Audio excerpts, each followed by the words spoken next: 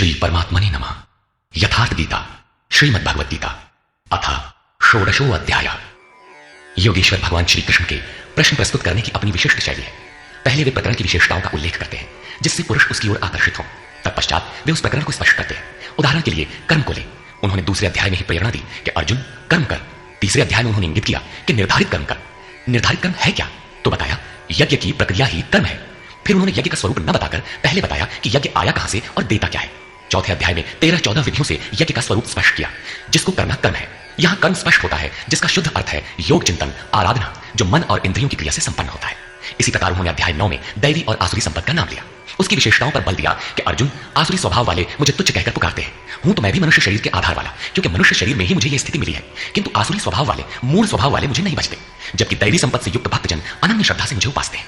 किंतु इन संपत्तियों का स्वरूप, उनका गठन अभी तक नहीं बताया गया। अब अध्याय 16 में योगेश्वर उनका स्वरूप स्पष्ट करने जा रहे हैं, जिनमें प्रस्तुत है पहले दैवी संपद के लक्षण। श्री भगवान वाच।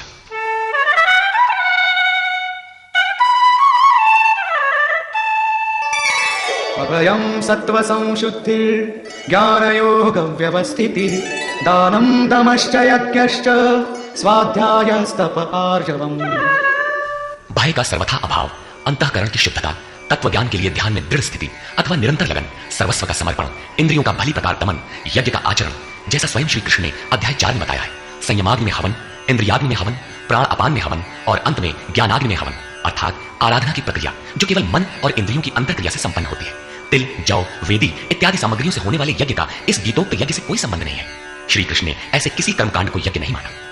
स्वाध्याय अर्थात स्वस्वरूप की ओर अग्रसर कराने वाला अध्ययन, तप अर्थात मन सहित इंद्रियों को इष्ट के अनुरूप ढालना, तथा आर्जवम शरीर और इंद्रियों सहित अंतःकरण की सरलता। अहिंसा सत्यम क्रोधस् त्यागः शान्तिरपैशुनम् दया भूतेष्वलोलुप्त्वम् मार्दवम् वीरचापलम्। अहिंसा अर्थात आत्मा का उद्धार, आत्मा को अधोगति में पहुंचाना ही हिंसा है। श्री कृष्ण कहते हैं यदि मैं सावधान होकर कर्म में न बरतूं तो इन संपूर्ण प्रजा का हनन करने वाला और वर्ण संकर का कर्ता हूं। आत्मा का शुद्ध वर्ण है परमात्मा, उसका प्रकृति में भटकना वर्ण संकर है। आत्मा की हिंसा है और आत्मा का उद्धार ही अहिंसा है। सत्य, सत्य का अर्थ यथार्थ और प्रिय भाषण नहीं है। आप कहते हैं ये वस्त्र हमारा है, तो क्या आप सच बोलते हैं? इससे बड़ा झूठ और क्या होगा?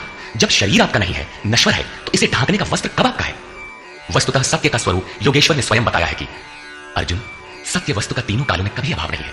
ये आत्मा ही सत्य है, यही परम सत्य है। इस सत्य पर दृष्टि रखना, क्रोध का न होना, सर्वस्व का समर्पण, शुभाशुभ कर्म फलों का त्याग, चित्त की चंचलता का सर्वथा भाव, लक्ष्य के विपरीत निंदित कार्यों को न करना, संपूर्ण प्राणियों में दया भाव, इंद्रियों का विषयों से संयोग होने पर भी उनमें आसक्ति का भाव, उमलता, अपने लक्ष्य से विमुख होने में लज्जा, व्यर्थ की चेष्टाओं का अभाव, तथा तेजः क्षमा धृतिः शौचम् अद्रोहो नातिमानिता भवन्ति संपदं दैवीम् अभिजातस्य भारत। तेज जो एकमात्र ईश्वर में है, उसके तेज से जो कार्य करता है, महात्मा बुद्ध की दृष्टि पड़ते ही अंगुलीमाल के विचार बदल गए। ये उस तेज का ही परिणाम था जिससे कल्याण का सृजन होता है, जो बुद्ध में था। क्षमा, धैर्य, शुद्धि, किसी में शत्रु भाव का न होना, अपने में पूज्यता के भाव का सर्वथा भाव, ये सब तो है अर्जुन दैवी संपत्ति को प्राप्त पुरुष के लक्षण है। इस प्रकार कुल 26 लक्षण बताए जो सबके सब तो साधना में परिपक्व अवस्था वाले पुरुष में संभव है और आंशिक रूप में आप में भी निश्चित है, तथा आसुरी संपत्ति से आप्लावित मनुष्यों में भी ये गुण है, किंतु प्रसुप्त रहते हैं, तभी तो घोर पापी को भी कल्याण का अधिकार है। अब आसुरी संपत्ति के प्रमुख लक्षण बताते हैं। दम्भो दर्पोऽभिमानश्च क्रोधः पारुष्यमेव च अज्ञानं चाभिजातस्य पार्थ संपदमासुरी। हे पार्थ, पाखंड, घमंड, अभिमान, क्रोध, कठोर वाणी और अज्ञान, ये सब आसुरी संपत्ति को प्राप्त पुरुष के लक्षण है। दोनों संपदाओं का कार्य क्या है? दैवी संपद् विमोक्षाय निबंधायासुरी मता मा शुच संपदं दैवी अभिजातोऽसि पांडव। इन दोनों प्रकार की संपदाओं में से दैवी संपत्ति तो विमोक्षाय, विशेष मोक्ष के लिए है, और आसुरी संपदा बंधन के लिए मानी गई है। हे अर्जुन, तू शोक मत कर, क्योंकि दैवी संपदा को प्राप्त हुआ है, विशेष मुक्ति को प्राप्त होगा, अर्थात मुझे प्राप्त होगा। वे संपदाएं रहती कहां हैं? द्वौ भूतसर्गौ लोकेऽस्मिन् दैव आसुर एव च दैवो विस्तरशः प्रोक्त आसुरं पार्थ मे शृणु। हे अर्जुन, इस लोक में भूतों के स्वभाव दो प्रकार के होते हैं, देवों के जैसा और असुरों के जैसा। जब हृदय में दैवी संपत्ति कार्य रूप ले लेती है तो मनुष्य ही देवता है, और जब आसुरी संपत्ति का बाहुल्य हो तो मनुष्य ही असुर है। सृष्टि में ये दो ही जातियां हैं। वो चाहे अरब में पैदा हुआ हो चाहे ऑस्ट्रेलिया में, कहीं भी पैदा हुआ हो, बशर्ते है इन दो में से ही। अभी तक देवों का स्वभाव ही विस्तार से कहा गया, अब असुरों के स्वभाव को मुझसे विस्तार पूर्वक सुन। प्रवृत्तिं च निवृत्तिं च जना न विदुरासुरा न शौचं नापि चाचारो न सत्यं तेषु विद्यते। हे अर्जुन, असुर लोग कार्यम कर्म में प्रवृत्त होने और अकर्तव्य कार्य से निवृत्त होना भी नहीं जानते, इसलिए उनमें न शुद्धि रहती है, न आचरण और न सत्य ही रहता है। उन पुरुषों के विचार कैसे होते हैं? असत्यमप्रतिष्ठं ते जगदाहुरनीश्वरम् अपरस्पर संभूतं किमन्यत् कामहेतुकम्। वे आसुरी प्रकृति वाले मनुष्य कहते हैं कि जगत आश्रय रहित है, सर्वथा झूठा है और बिना ईश्वर के अपने आप स्त्री पुरुष के संयोग से उत्पन्न हुआ है, इसलिए केवल भोगों को भोगने के लिए है, इसके सिवाय और क्या है? एतां दृष्टिमवष्टभ्य नष्टात्मानोऽल्पबुद्धयः प्रभवन्त्युग्रकर्माणः क्षयाय जगतो हिताः। इस मिथ्या दृष्टिकोण के अवलंबन से जिनका स्वभाव नष्ट हो चुका है, वे मंद बुद्धि अपकारी क्रूर कर्मी मनुष्य केवल जगत का नाश करने के लिए ही उत्पन्न होते हैं।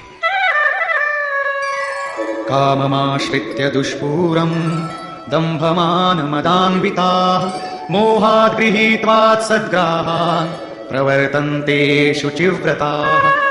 वे मनुष्य दंभमान और मद से युक्त हुए किसी भी प्रकार पूर्ण न होने वाली कामनाओं का आश्रय लेकर अज्ञान से मिथ्या सिद्धांतों को ग्रहण करके अशुभ तथा भ्रष्ट व्रतों से युक्त हुए संसार में बरतते हैं। वे व्रत भी करते हैं किंतु भ्रष्ट हैं। चिन्तामपरिमेयाञ्च प्रलयान्तामुपाश्रिताः कामोपभोगपरमा एतावदिति निश्चिताः। वे अंतिम श्वास तक अनंत चिंताओं को लिए रहते हैं और विषयों को भोगने में तत्पर वे बस इतना ही आनंद है ऐसा मानते हैं। उनकी मान्यता रहती है कि जितना हो सके भोग संग्रह करो, इसके आगे कुछ नहीं है। पाशापाशशतैर्बद्धाः कामक्रोधपरायणाः ईहन्ते कामभोगार्थम् अन्यायेनार्थसञ्चयान्। आशा रूपी सैकड़ों फांसियों से, एक फांसी से ही लोग मर जाते हैं, यहां सैकड़ों फांसियों से बंधे हुए काम क्रोध के परायण विषय भोगों की पूर्ति के लिए वे अन्यायपूर्वक धनाधिक बहुत से पदार्थों को संग्रह करने की चेष्टा करते हैं। अतः धन के लिए वे रात दिन असामाजिक कदम उठाया करते हैं। आगे कहते हैं, इदमद्य मया लब्धम् इमं प्राप्स्ये मनोरथम् इदमस्तीदमपि मे भविष्यति पुनर्धनम्। वे सोचते हैं कि मैंने आज ये पाया है, इस मनोरथ को प्राप्त करूंगा, मेरे पास इतना धन है और फिर भी इतना हो जाएगा। असौ मया हतः शत्रुः हनिष्ये चापरानपि ईश्वरोऽहमहं भोगी सिद्धोऽहं बलवान सुखी। वो शत्रु मेरे द्वारा मारा गया और दूसरे शत्रुओं को भी मैं मारूंगा। मैं ही ईश्वर और ऐश्वर्य का भोगने वाला हूं, मैं ही सिद्धियों से युक्त बलवान और सुखी हूं। आढ्योऽभिजनवानस्मि कोऽन्योऽस्ति सदृशो मया यक्षे दास्यामि मोदिष्य इत्यज्ञानविमोहिताः। मैं बड़ा धनी और बड़े कुटुंब वाला हूं, मेरे समान दूसरा कौन है? मैं यज्ञ करूंगा, मैं दान दूंगा, मुझे हर्ष होगा। इस प्रकार के अज्ञान से वे विशेष मोहित रहते हैं। क्या यज्ञ दान भी अज्ञान है? इस पर श्लोक 17 ने स्पष्ट किया है। इतने पर भी वे नहीं रुकते बल्कि अनेक भ्रांतियों के शिकार रहते हैं। इस पर कहते हैं, अनेक चित्त विभ्रांता मोहजाल समावृताः प्रसक्ताः कामभोगेषु पतन्ति नरकेषु च। अनेक प्रकार से भ्रमित हुए चित्त वाले, मोह जाल में फंसे हुए, विषय भोगों में अत्यंत आसक्त, वे आसुरी स्वभाव वाले मनुष्य अपवित्र नरक में गिरते हैं। आगे श्री कृष्ण स्वयं बताएंगे कि नरक क्या है। आत्मसंभाविताः स्तब्धाः धनमानमदान्विताः यजन्ते नाम यज्ञैस्ते दम्भेनाविधिपूर्वकम्। अपने आप को ही श्रेष्ठ मानने वाले, धन और मान के मद से युक्त होकर वे घमंडी मनुष्य शास्त्र विधि से रहित केवल नाम मात्र के यज्ञों द्वारा पाखंड से यजन करते हैं। क्या वही यज्ञ करते हैं जैसा श्री कृष्ण ने बताया है?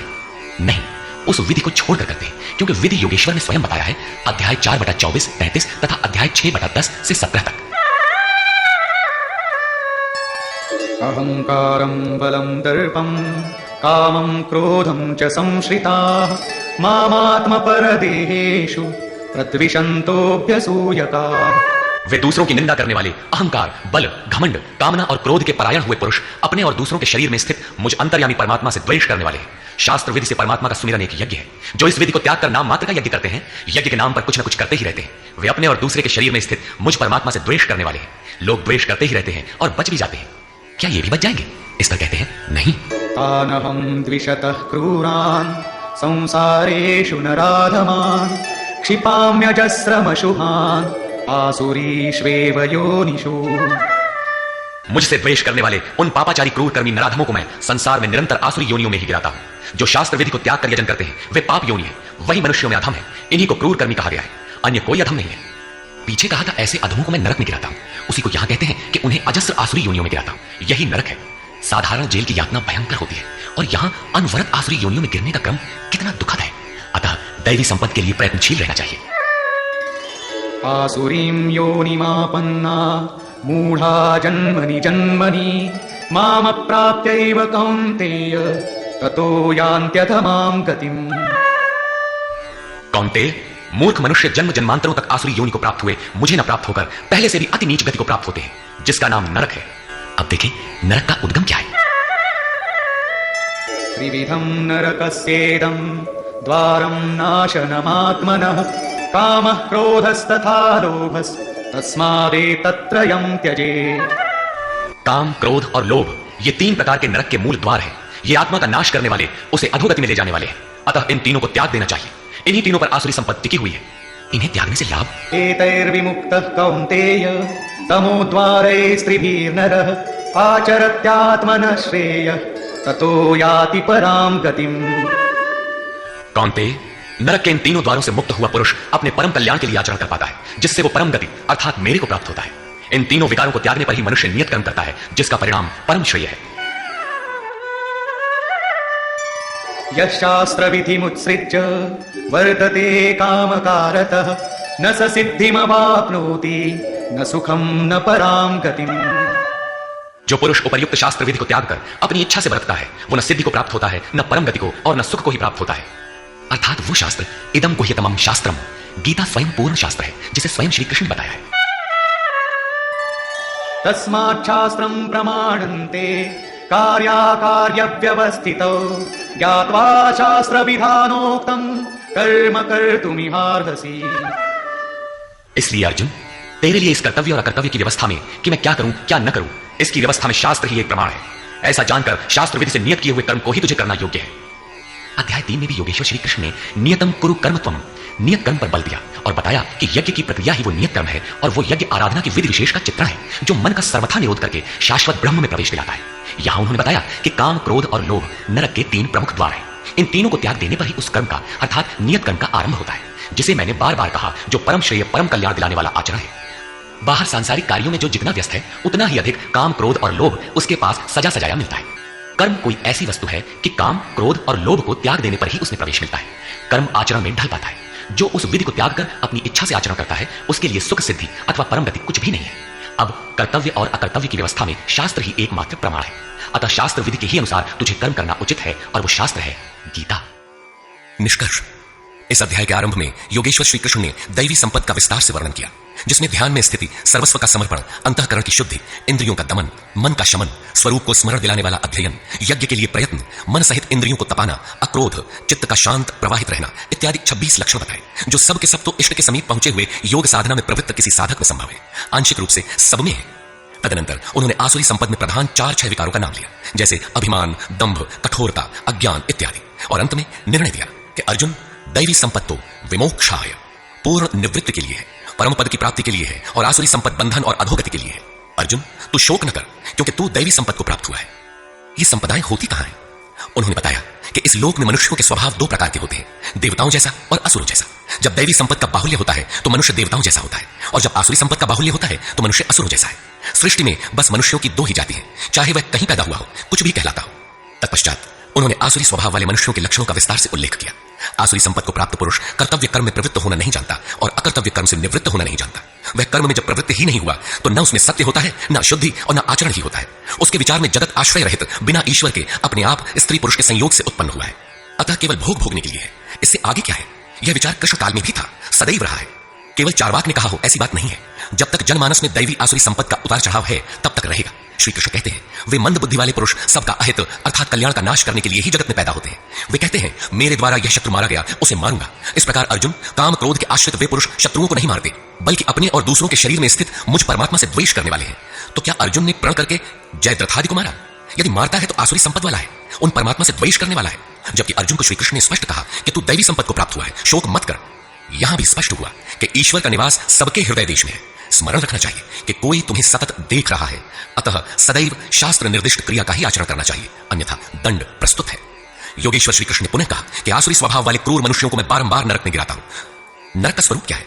तो बताया, बारंबार नीच अधम योनियों में गिरना एक दूसरे का पर्याय है। यही नरक का स्वरूप है। काम, क्रोध और लोभ नरक के 3 मूल द्वार हैं। इन तीनों पर ही आसुरी संपत्ति टिकी हुई है। इन तीनों को त्याग देने पर ही उस कर्म का आरंभ होता है जिसे मैंने बार बार बताया है। सिद्ध है कि कर्म कोई ऐसी वस्तु है जिसका आरंभ काम, क्रोध और लोभ को त्याग देने पर ही होता है। सांसारिक कार्यों में मर्यादित ढंग से सामाजिक व्यवस्थाओं का निर्वाह करने में भी जो जितने व्यस्त हैं, काम, क्रोध और लोभ उनके पास उतने ही अधिक सजे सजाए मिलते हैं। वस्तुतः इन तीनों को त्याग देने पर ही परम में प्रवेश दिलाने वाले निर्धारित कर्म में प्रवेश मिलता है। इसलिए मैं क्या करूं क्या न करूं, इस कर्तव्य और अकर्तव्य की व्यवस्था में शास्त्र ही प्रमाण है। कौन सा शास्त्र? यही गीता शास्त्र। किमन्ययी शास्त्र विस्तरय्य। इसलिए इस शास्त्र द्वारा निर्धारित किए हुए कर्म विशेष अर्थात यज्ञार्थ कर्म को ही तू कर। इस अध्याय में योगेश्वर श्री कृष्ण ने दैवी और आसुरी दोनों संपदाओं का विस्तार से वर्णन किया, उनका स्थान मानव हृदय बताया, उनका फल बताया। अतः ओम तत्सदिति श्रीमद् भगवद गीता सूपनिषत्सु ब्रह्म विद्यायाम योग शास्त्रे श्री कृष्ण अर्जुन संवादे दैवासुर संपद विभाग योगो नाम षोडशो अध्याय। इस प्रकार स्वामी अर्गलानंद कृत श्रीमद् भगवद गीता के भाष्य यथार्थ गीता का 16वां अध्याय पूर्ण होता है। हरि ओम तत्सत।